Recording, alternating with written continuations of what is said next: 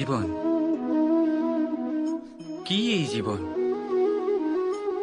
আমরা জন্ম নিই, বড় হয়ে উঠি, আমাদের মা বাবা আমাদের পালন করেন, তারপর তাদের অর্থ দিয়ে আমাদের বাল্যকাল কাটে।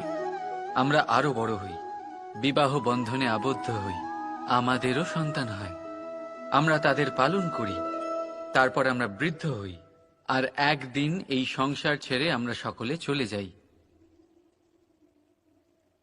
এটাই কি জীবন?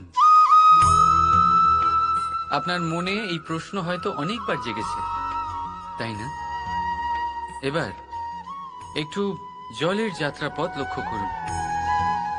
সাগর থেকে বাষ্প হয়ে ওঠে এই জল, মেঘ হয়ে ঝরে পড়ে সে, তারপর নদী হয়ে আবার সাগরে মিলিয়ে যায়।